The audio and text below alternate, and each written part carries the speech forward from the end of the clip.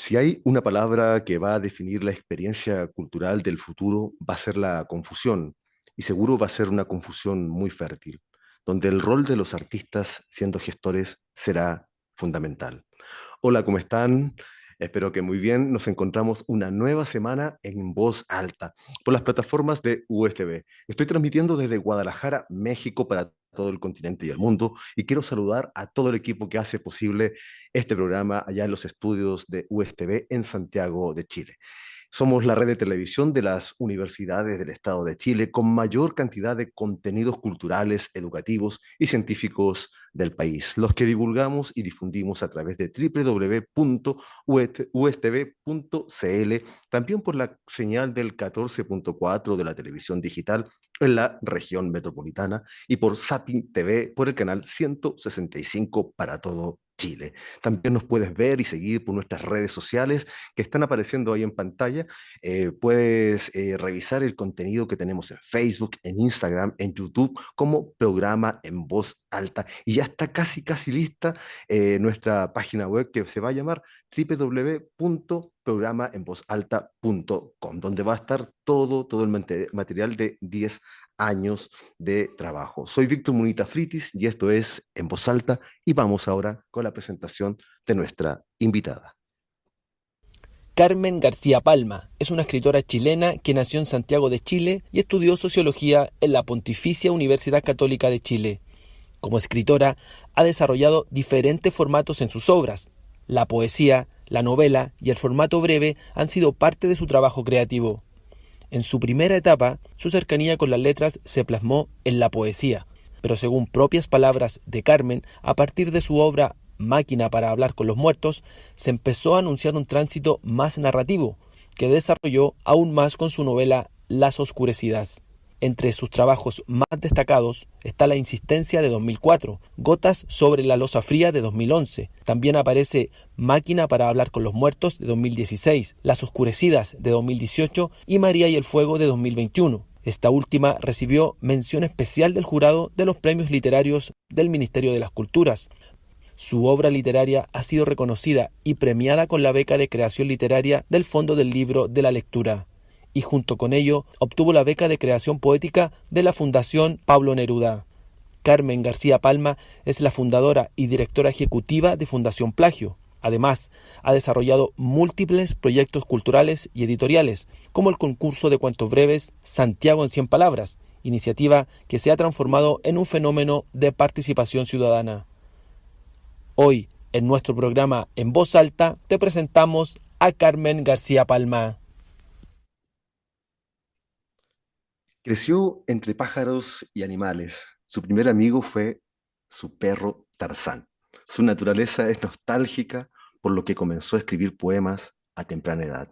Carmen, qué gusto es tenerte aquí en Voz Alta y poder conversar contigo después de mucho tiempo que conocí tu obra, pero hoy por fin puedo conversar y encontrarte y poder saber más de tu trabajo, de todo este avance que has tenido desde ese libro que conocí, Gotas sobre losa fría, que editaste el año 2011 por Editorial Cuarto Propio. ¿Cómo estás, Carmen? ¿En qué estás, Carmen? Hola Víctor, muchas gracias por la invitación. Sí, feliz de poder conversar más contigo y bueno, aquí estoy, estoy con muchísimas cosas. De hecho, estoy a pocos días de lanzar un nuevo libro. Es un nuevo libro de poemas que se llama El lugar donde nacimos por última vez, así que muy contenta porque no publicaba poesía desde el 2016, que fue La máquina para hablar con los muertos. Este Eh, libro lo vas a publicar por la editorial Pez Espiral, Sí, es ¿cierto? el pez, sí. Sí, súper contenta también con eso, porque Pez Espiral tiene una preocupación como muy interesante por el objeto libro, que es algo que en poesía es difícil, ¿no? De ver. Y creo que lo que hace Daniel Madrid como bueno, el director y además diseñador de Pez Espiral es darle una corporalidad a los libros que hacen que el lector se sienta también más interpelado. Oye, eso que, bueno, aprovechamos de saludar a Daniel Madrid desde acá, ese gran trabajo que ha desarrollado en la literatura, este trabajo, por lo mismo tú dices, este objeto de arte, el libro como un objeto de arte. ¿Cómo es el proceso que llevaste con Daniel en cuanto a este libro? ¿Lo llevaste te va preguntando, o él te propone? ¿Cómo va ese tiempo de trabajo? Bueno, mira, la verdad es que Daniel es un diseñador que quizás a diferencia de otros se mete mucho también en el ambiente y el imaginario del libro. Entonces, él después de como una muy profunda lectura, se quedó con imágenes que lo llevaron a hacer una propuesta gráfica eh, que un poco simbolizara, ¿no? El universo del cual habla el libro. Yo quedé súper contenta con la propuesta, así que mis comentarios fueron más bien felicitaciones. Este libro, El lugar donde nacimos por última vez, un poemario lleno de asombro, dicen los comentarios, de revelaciones, en los pliegues de los actos cotidianos. ¿Cómo vas trabajando tu poesía? ¿Cómo va funcionando tu escritura? ¿Tienes algún método para distintos libros o ya tienes un estilo definido de cómo trabajar la escritura? La verdad que no realmente. Bueno, hoy en día como que estoy media intergénero porque yo comencé escribiendo poesía, pero después también he publicado narrativa. Entonces, no sé, la verdad es que es algo súper intuitivo cómo aparece. De pronto aparecen poemas y de pronto aparecen ideas de cuento o también de novela. Entonces, va a depender mucho, yo creo, de, de cuál es, qué es lo que quiero decir para buscar la forma en que lo quiero decir. Yo creo que eso también es una cosa buena que tiene como poder echar mano a distintos géneros. Hay géneros que acomodan más a ciertas cosas que otros, ¿no?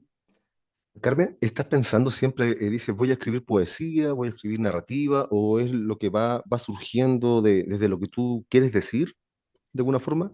Sí, sí, yo creo que va más por ahí. Tiene que ver también con los tiempos, Mm. curiosamente, pero sí, obviamente si tengo poco tiempo, para mí, claro, el poema es un formato que me acomoda más porque es como un rayo, ¿no? Energético que uno ahí, ya, escribiste el poema. En cambio, si tengo más espacio y más tiempo, ahí sí puedo dedicarle como ese tiempo a la escritura de un cuento o ya grandes palabras, tengo que tener mucho más tiempo para escribir una novela. Oye, este Em, rayo energético que aparece, que dices tú, como el poema, no quita de que tenga un trabajo posterior de no, sin corrección duda, y hay mucha claramente. edición, sí, mucha edición.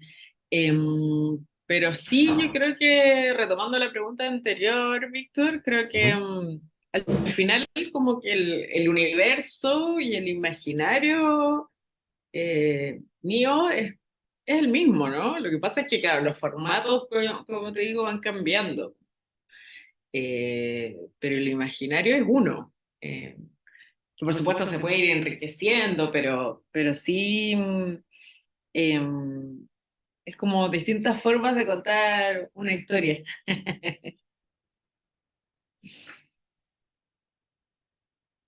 Perdón, tenía silenciado el micrófono.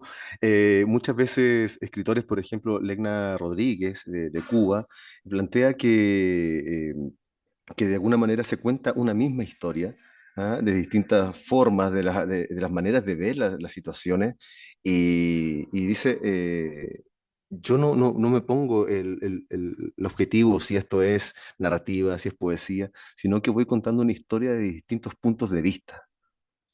¿Te pasa algo similar? ¿Me escuchas? ahí te escucho, te perdí como en la mitad cuando decías en la cita de la escritora cubana. Ah, bueno, Legna dice que cuando alguien está escribiendo algo, en realidad es contar la misma historia, Sí, sino de distintos puntos de vista, y no se centra en pensar si es poesía, si es narrativa, si es dramaturgia, que de alguna forma estos siempre son procesos también editoriales. La industria editorial es la que te va dirigiendo si es poesía o si no lo es. O sea, tenemos el caso del boom literario en el pasado. sí, sí, estoy de acuerdo. O sea, yo creo que, bueno, no sé si la industria es la que manda, pero sí creo que uno echa a mano, digamos, a este mismo universo imaginario y desde ahí se va eligiendo, digamos, los formatos que más acomoden. Sí, como tanto, yo creo que el cuento, la poesía, y bueno, la poesía ya sabemos que no tiene mucho espacio, pero el cuento tampoco es un formato como muy feliz en cuanto a publicación, digamos. Eh, pero bueno, yo creo que ahí los textos finalmente tienen que buscar sus Oye, caminos y sus momentos. ¿por qué crees que pasa eso, que la poesía y hoy día también el formato del cuento de alguna forma no tiene esa cabida dentro de la misma industria o dentro de los mismos grupos que compran libros? Por ejemplo, sabemos que en Chile el mayor comprador de libros es el Estado. Sin embargo, la poesía y el cuento, ¿qué ocurre con eso? Por qué están comprando lo otro? ¿Qué está pasando ahí? Mira, yo creo que son varias cosas. En general, la poesía, bien sabemos que no es un género como muy masivo ni popular. Eh, y por lo mismo también siempre ha estado como en su propia lógica, ¿no? Y eso es lo bonito que tiene, que es anacrónica también. De repente uno descubre un libro de un poeta, no sé, desconocido que te hace sentido y te habla solo a ti, y eso también es maravilloso. Entonces no le pediría tampoco a la poesía entrar en esa lógica. Eh, pero yo la asumo como es, ¿no? Al margen siempre. Eh, y en el caso de las compras del Estado, nada, o sea, creo que también el mercado editorial ha cambiado tanto en los últimos años, Víctor, como desde Ujú. la irrupción de las editoriales independientes, que hoy son miles y que le dan una diversidad súper interesante al panorama, hasta también el engrosamiento de los conglomerados, digamos, transnacionales que se han comido hartos sellos chicos interesantes. Todo eso está pasando y claro, también tenemos una cantidad de escritores que no son escritores, que son influencers, eh, que creo que le ha dado una cierta diversidad al panorama, que también quizás ha permitido que gente que no leía se sienta interesada. No sé si soy yo alguien para juzgar si eso le aporta al panorama literario o no, pero sí creo que, claro, que hay un nuevo panorama al cual nos enfrentamos también como escritores y que, bueno, nada, hay que surfearlo.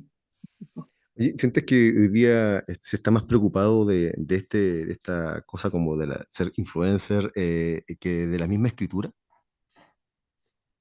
No me atrevería a decir sí o no. Yo creo que, pucha, es muy caso a caso. Creo que efectivamente hay gente que sí es muy activa en redes y probablemente, claro, probablemente pase más tiempo en eso que escribiendo, pero bueno, ¿no? Como cada uno dará sus batallas, y al que le acomode el poncho que se lo ponga, digamos. Oye, ¿cómo son Em, tus procesos de escritura, Carmen? ¿Tienes alguna manera de hacer las cosas? Porque nosotros aquí en el programa nos interesa mucho que los escritores, las escritoras, los distintos creadores que hemos entrevistado nos cuenten de alguna manera cómo hacen el trabajo. Por ejemplo, publicaste tu primer libro, La Insistencia, Libros de la Elipse, el año 2004. Luego Gotas de losa fría en Cuarto Propio el año 2011, y Máquina para hablar con los muertos en ediciones Bastante el año 2016. Eh, Tres libros que de alguna forma tienen bastante tiempo de separación. Y no sé, ¿trabajas a corto plazo la escritura? ¿Podrías estar escribiendo, por ejemplo, en 2 semanas un libro y corregirlo durante 4 años? ¿Algo así o no? No, la escritura es sobre todo la poética. Ujú. Creo que ahí sí establezco una distinción. Tiene sus propios tiempos. Como que yo respeto mucho esos tiempos también. No me interesa llenar páginas de un libro para publicar todos los años, ¿cachai? No tengo para nada ese objetivo. Creo que la poesía, sobre todo es- cuando aparece, porque tiene algo que decir. Em, y en ese sentido, em, mi proceso creativo por la poesía es muy poco forzado, ¿cachai? Como cuando me meto pero tranquila, como, sin ponerme, digamos, plazos, por ejemplo, o sí, este año quiero publicar. No me angustia, digamos, que pasen años sin publicar un libro de poesía. Creo que eso, insisto, sobre todo la poesía se nota mucho además cuando no es honesta, cuando no está bien. Se le nota mucho las hilachas. Entonces, creo que soy como bien respetuosa con eso.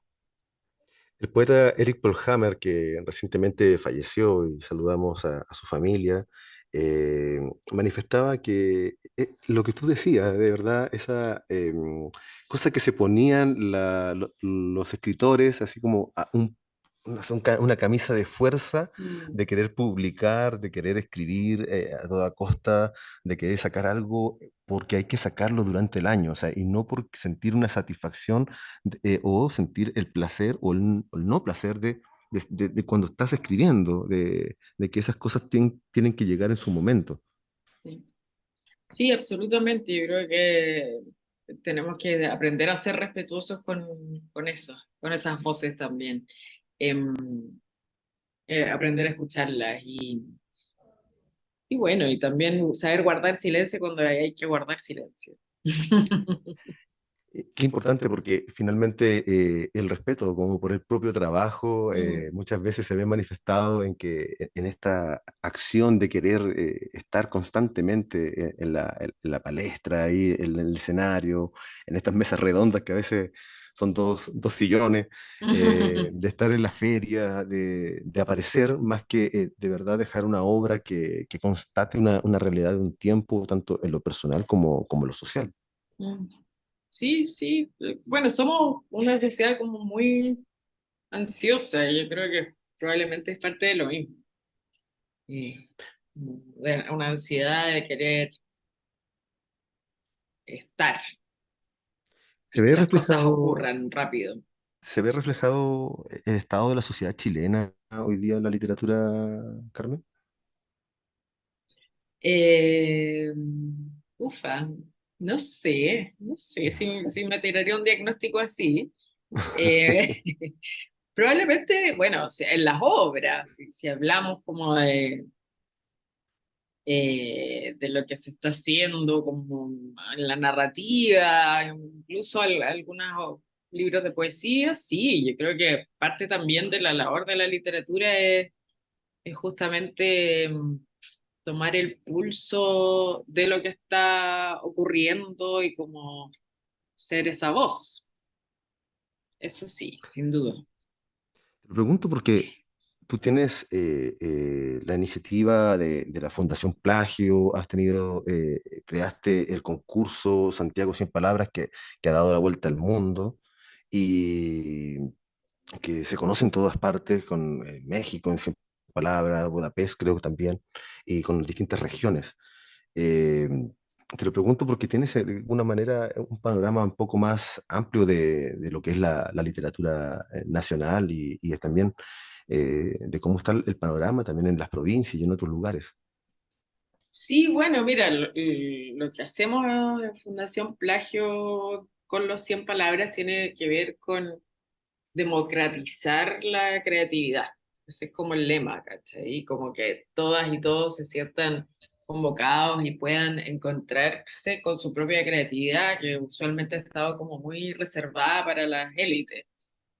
Y esa es la invitación que hacen los concursos de 100 palabras, y en ese sentido, claro, eh, creo que hemos tenido la suerte de poder ver los imaginarios de los territorios de la mano de la escritura de sus habitantes. Y eso ha sido como muy, muy hermoso porque finalmente eh, es el pulso, digamos, de la ciudadanía que se ve reflejado en estos cuentos, en estos relatos. Y nos muestran de qué manera también no sé, un país como Chile, donde estamos en Magallanes, estamos en Antofagasta, estamos en Araucanía, eh, tiene imaginarios tan diversos, ¿no? Y identidades también tan orgánicas que van cambiando todos los años, y eso es muy, muy apasionante de abrir esa tribuna, esa ventana para que la gente también nos muestre ese pedacito eh, de creatividad. Qué hermoso esto de poder, a través de la literatura, acercar a la zona como central de Chile todos estos relatos de provincias, de las Mm, regiones, de los pequeños pueblos, la gente entusiasmadísima, mm, participa. Te quiero llevar a eso en un momento más porque quiero hablar en profundidad del trabajo que han desarrollado, que es ujú, fantástico, pero y preguntarte también, al principio te decía cómo estabas, pero también te quería preguntar sobre tus inicios en la infancia. Quiero saber de cómo llegaste a escribir un poema, cómo fue esa conexión en tu casa, cómo era tu entorno para llegar a la literatura. mm. Pucha, mi infancia no es un lugar muy feliz. Era como una niña muy, muy silenciosa y muy amiga de los pájaros y de los animales y de las plantas. Como que ese era más bien mi universo, nietos, es donde estaba más cómoda. Em, Entonces, claro, la poesía vino mucho como a recrear ese universo. Empecé a escribir chica, nada relevante, por supuesto. Eh, pero yo creo que sí me reencontré con la poesía en el colegio, de la mano de un profesor que fue como muy determinante para mí, que me enseñó la poesía chilena, que en el fondo me mostró como todo el universo que había de poético. Y recuerdo como haber escrito como mi primer poema real, que frente a un cuadro de Nemesio Antunes.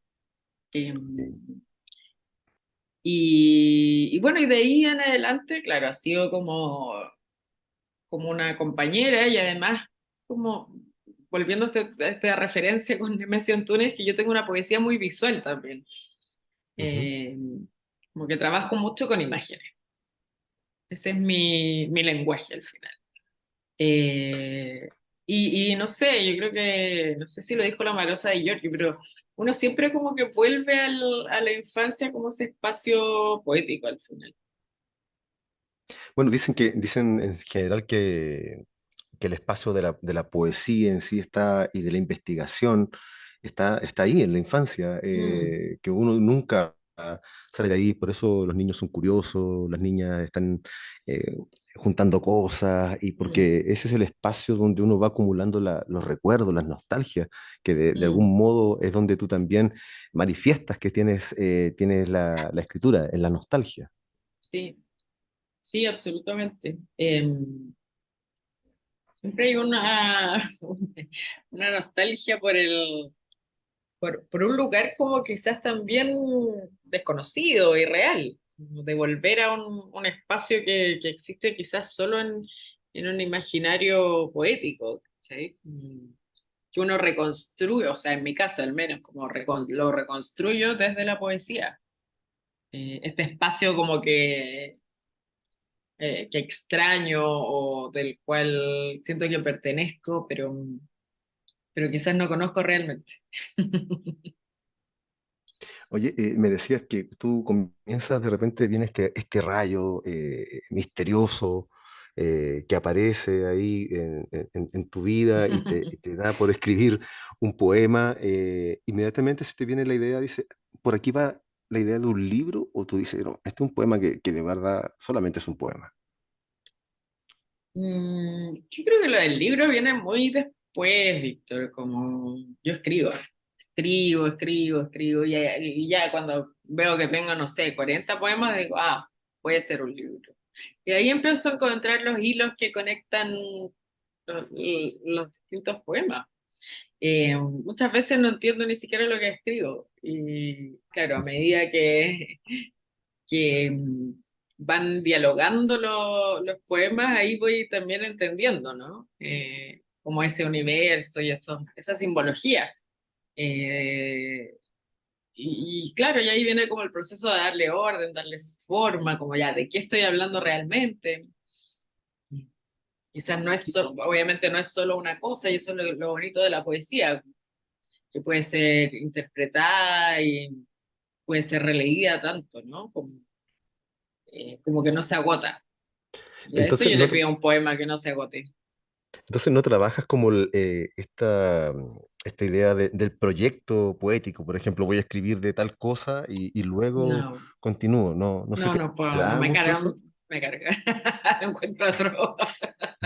Es que es como un proyecto, o sea, ya de hablar de proyecto en poesía me parece inadecuado. Como que yo creo que la poesía, como te digo, es un lenguaje hay que respetar mucho. Además que Chile Y es un sobre país de muchos todo, proyectos. sí, totalmente, como demasiado consejo en libro, ¿me entendí? Em, pero claro, como que lo que te comentaba antes, como se nota demasiado cuando se le notan mucho las costuras a un libro cuando es un proyecto de libro, ¿me entendí? Es Ujú. como ya, hoy voy a escribir de, qué sé yo, la muerte.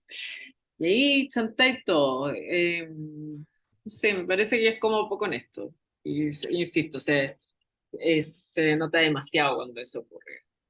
La poesía cuando está es porque pide estar. Estábamos conversando con Carmen García Palma, estábamos hablando del mundo reciente de las editoriales independientes, también de estas compras del Estado, de cómo también se funcionan las grandes transnacionales. Tú también publicaste una novela llamada Las Oscurecidas en Planeta. ¿Encuentras alguna diferencia importante o algo en este trabajo con estas grandes editoriales que te llevan a veces por caminos sumamente diversos? ¿Encuentras libros tuyos en distintos lugares de Latinoamérica? En cambio, con las independientes llegas a un nicho. ¿Cómo es el proceso con estas grandes editoriales? Mire, yo creo que la gran diferencia tiene mucho que ver con lo que tú estabas mencionando, el hecho de que la distribución es, claro, masiva y a gran escala, y uno está en todas las librerías, eh, pero quizás bajo mi experiencia prefiero trabajar con editoriales independientes porque hay una preocupación también mayor por la obra, por el autor. Las editoriales transnacionales lo que hacen es publican mucho, entonces, claro, tú lanzas tu libro y adiós. En cambio, una editorial independiente puede seguir contigo un año, ¿no? Como difundiendo el libro, difundiendo, qué sé yo, distintas actividades que uno hace con el libro, y eso se agradece un montón. Como que se le saca mucho punta. Hace poco me encontraba con el escritor Franco Félix, que hoy está en Barcelona, el escritor mexicano, en una feria del libro aquí en el norte de México, y me comentaba lo mismo, me decía, volvía a trabajar con editoriales independientes, donde hay una preocupación por el autor, por la persona, por informarte cuáles son las ferias que vienen y no dejarte a la deriva, lo que provocan las editoriales de alguna manera, las grandes editoriales. Entonces me decía, a veces erramos en el sueño de creer que las grandes editoriales, ya por llegar ahí, nos van a hacer un camino mucho más expedito y a veces estamos más abandonados que nadie, decía él. Sí, absolutamente, concuerdo con ese diagnóstico. Es tan, es tanto la cantidad, digamos, de autores y libros que sacan que claramente no dan los equipos para acompañarlo. Entonces, en ese sentido, como trabajo con una editorial independiente, es mucho más personalizado. Además, me sorprendí mucho de conocer parte de los equipos de grandes editoriales en México, en Latinoamérica, y son equipos realmente pequeños. Uno pensará que son grandes eh, grupos de personas trabajando ahí, y hablamos de que trabajan tres personas, cuatro personas, y pasa lo mismo, por ejemplo, en una editorial universitaria, pasa lo mismo en el formato de las editoriales independientes. Trabajan tres, cuatro personas para toda Latinoamérica y eso realmente es impactante de cómo logran crecer tanto estas editoriales grandes. Increíble, sí. Es una economía a escala, yo creo. Oye, tú también trabajas o has trabajado como profesora en el taller de introducción a la poesía. Eh, Cuando me enteré de esto, recordaba una frase de Floridor Pérez, que fue un tallerista importante en la Fundación Neruda por años, y él decía cómo que una de las cosas que el profesor no debía entrar en la poesía y el poeta no entrar en el aula. ¿Cómo te viene esa frase? ¿Te funciona? ¿No te funciona en el aula? ¿Cómo es tu relación con los estudiantes también de esta área? Mira, fue una experiencia súper estimulante, como yo nunca, no tengo formación académica, digamos, en literatura ni nada, entonces cuando me ofrecieron hacer este taller de poesía en la Portale, como que me lancé a la piscina porque me parecía como muy, no sé, como desafiante. Me encantó, la verdad, me encantó, como este taller de poesía, claro, ahí como quizás esa cita de Floridor no comulga tanto con lo que yo hacía, que en el fondo no era pasar materia, ¿me entendí? Sino más bien era como conectar a los estudiantes con lo que es la poesía. Esta era la carrera de escritura creativa que tiene la Diego Portales, y sin embargo, muchos de los estudiantes decían que no les gustaba la poesía. Entonces ahí como que tuve un desafío en encantar a estos jóvenes con la poesía, y fue súper entretenido, fue muy bonito de ver también cómo ellos también iban descubriendo la poesía a través de su propia escritura y por supuesto los ejemplos que íbamos viendo en las clases. Oye, ¿cuáles son tus escritores así como de cabecera, tus escritores que de alguna forma cambiaron tu manera de escribir o aportaron al desarrollo de tu escritura o las Sí, escritoras? mira, en poesía, bueno, La Marosa de Giorgio, García Lorca, por supuesto, Ujú. la Pizarnik, también, no sé, la Bárbara Dela, ¿no? Que es una poeta chilena media desconocida, también fue muy marcadora. Playas de Eh, Fuego, su gran libro. y lo amo, sí, me encanta. Eh, y en narrativa, la Natalia Ginsburg para mí es un modelo absoluto a seguir. Eh, También la escritura de Reinaldo Arenas me marcó mucho en algún Ujú. minuto. Sí, eso es como que los que pienso ahora. Siempre cuando me hacen esta pregunta se me olvida, no sé por qué. Te la ¿Y ¿Estás leyendo esto. algo hoy día de ellos? ¿Algo? Estoy leyendo un libro de la Valeria Luiselli, que es Ujú. de hecho una escritora mexicana. Es Ajá, cierto, sí. estoy con ese ahora. Ah, qué genial. Oye, en este trabajo que has desarrollado, literario, has ido escribiendo estos libros, nos has contado cómo son tus procesos, pero también has recibido distintos premios, reconocimientos como la beca de creación literaria, también tienes otros apoyos también que has recibido durante toda tu carrera. ¿Cómo es tu relación con los premios, con esta obtención de becas? Ha sido finalista del Premio Internacional de Poesía de Fundación Lowe.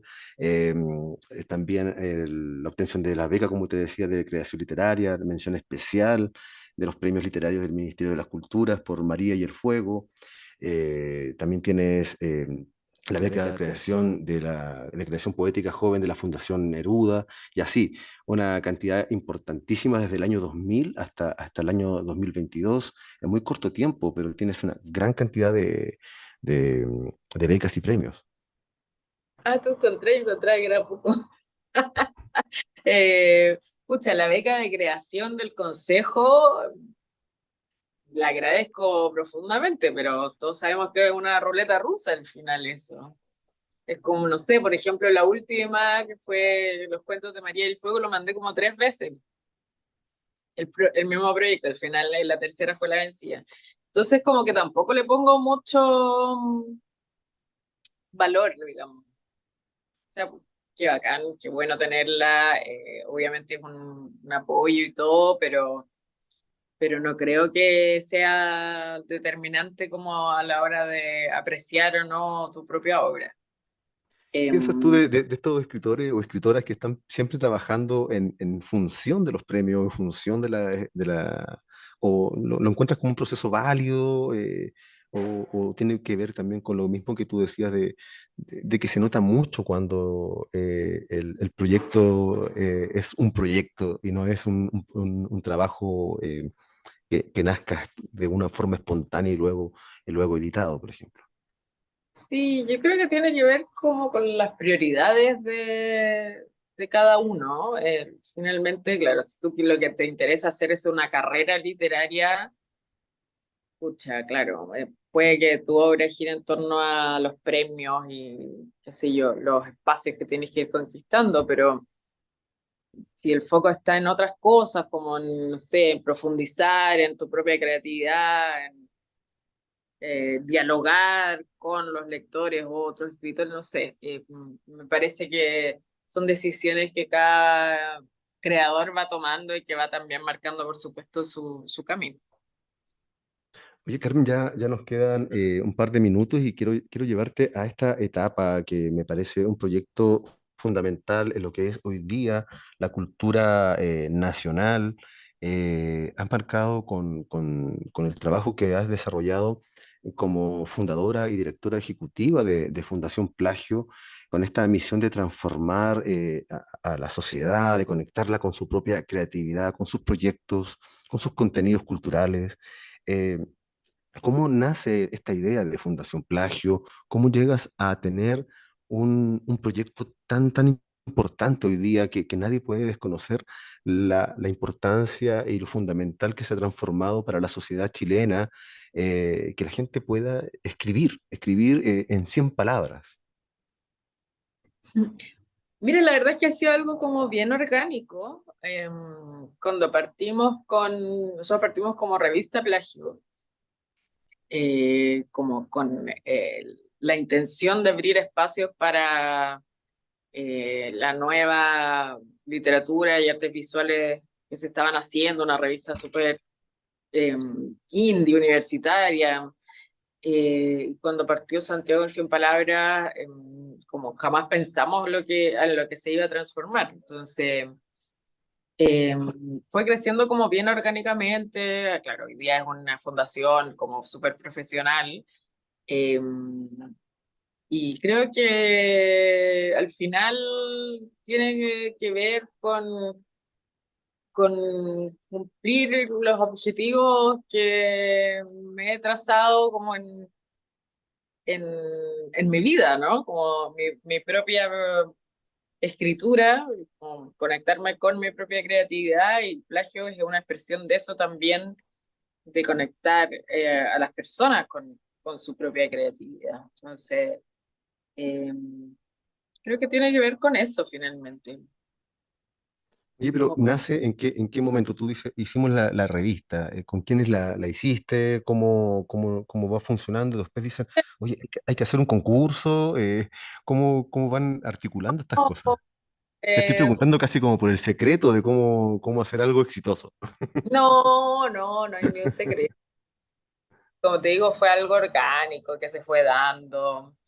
Claro, nosotros nos acercamos a Metro en su momento para que nos dieran plata para la revista y nos dijeron, no, por supuesto que no, pero presenten un proyecto de los espacios de Metro y así se fue gestando Santiago en 100 palabras. Y claro, y era, imagínate, el año 2001 que no habían eh, proyectos de participación ciudadana casi, entonces vino a llenar un espacio como bien necesario.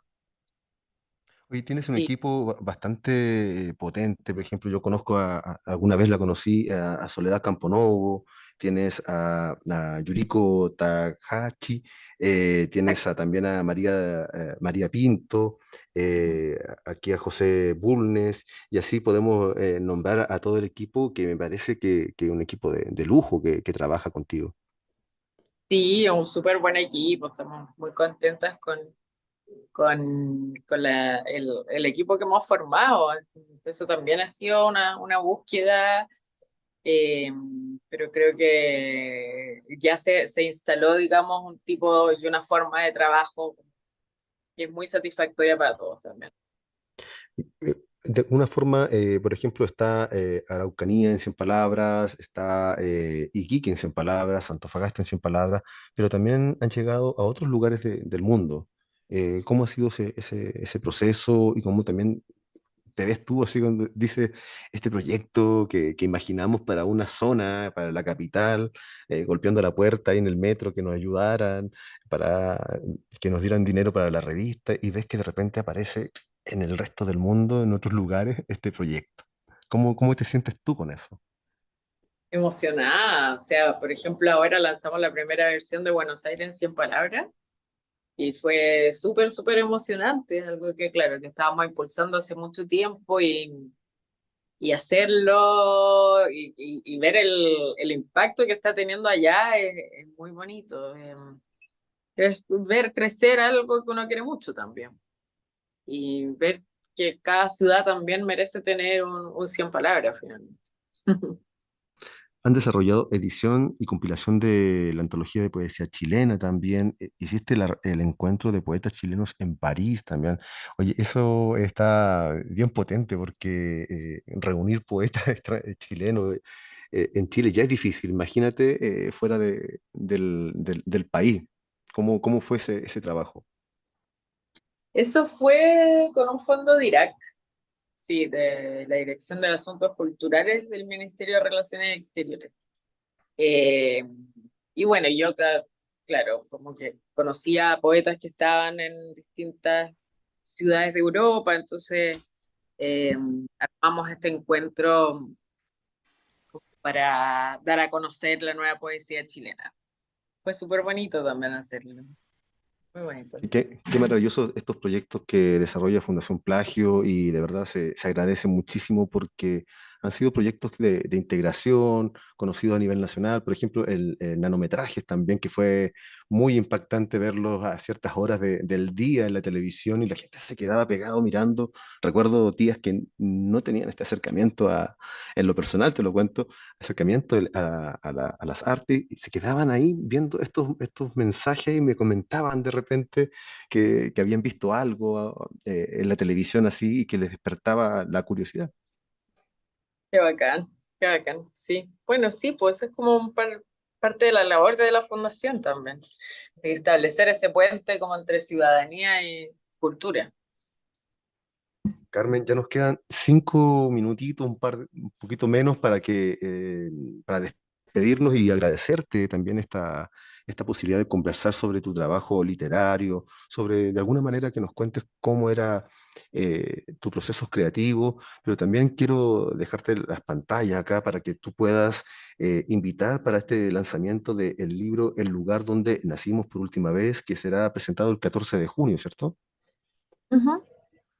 Sí, bueno, invitarlas a todas y a todos al lanzamiento de mi próximo libro, El lugar donde nacimos por última vez. Va a ser el miércoles 14 de junio en la librería Almanegra. Está a la salida del Metro Los Leones.